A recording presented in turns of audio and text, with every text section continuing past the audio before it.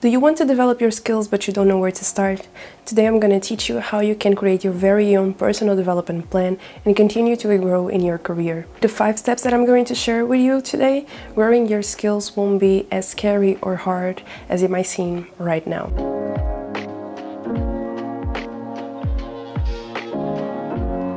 Most companies have their own training and development plans, but it's important that you as an individual also take action. You're the best person to know what are your interests, where's the areas that you still need to develop, and what you should focus on next. Today, I'm going to break down how you can create your very own personal development plan so you can continue to grow in your career and as a person. The first step is to define what you want to develop. You can choose from 1 or 2 areas that you want to focus on for the next 1 year. Here you can be as broad as you like, choosing from interpersonal skills or developing your technological know-how. The second step is to narrow down on your what. Here you go deeper and you narrow down exactly what skill are you looking to improve and what are the goals with those skills. What are you trying to achieve? I might say that I want to improve my communication skills, but that is still pretty broad. So we can narrow down and we say that it's written communication that we want to improve. And it's still quite broad. And we can still narrow down a level more and say that I want to improve writing emails so that I can be more efficient in my writing and in my communication with other people. The third step is to clarify your why. Why do you want to achieve this goal? Why do you want to improve this skill? Why is it so important to you? And also, which kind of value is it adding to you personally and also to your current and future employers? In my example of writing better emails, that might be because I want to reduce the time of back and forward that I can then use on more important tasks.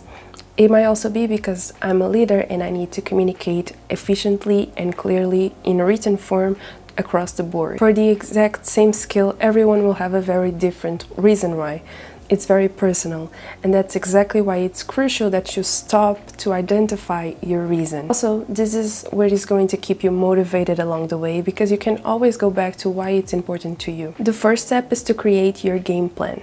You already know your what and your why, and now it's important to clarify your how. There's a lot of questions that you can ask yourself during this stage. How will you develop this skill? What kind of resources, books, online courses, other platforms that you're going to need to develop the skill? How will you change your environment to study or to practice?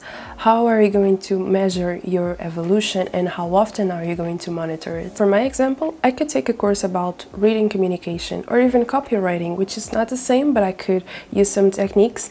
I could download a browser extension like Grammarly to help me spell check and also to give me some tips on my writing.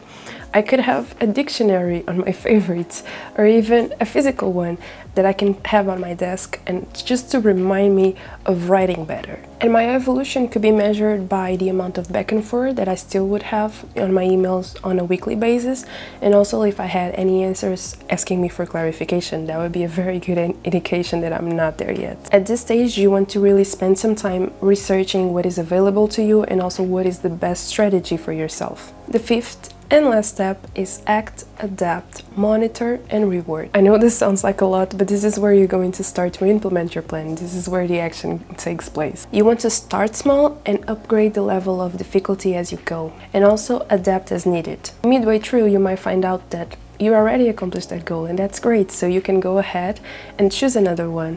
Or you might find out that maybe it's not as important as you thought in the beginning. So again, go ahead and adapt it. Maybe for me, by 6 months, I feel like I already accomplished to write better emails. So I can go back and go to my macro level, which is better written communication, and choose another micro skill that I can focus on for the next 6 months. This stage is also very important that you build accountability, whether that it's with a friend or with a coach, just to help you stay on track. And please don't forget to celebrate every victory and every win along the way. Don't wait until the end of the year so you can celebrate that you reach your goals. Every email counts. Every email is a win. And there you go. These are the 5 very easy steps for you to create your very own personal development plan. Remember, you have the control of your development, of your growth, and that's exactly how you skyrocket your career. You gain confidence in yourself and in your skills.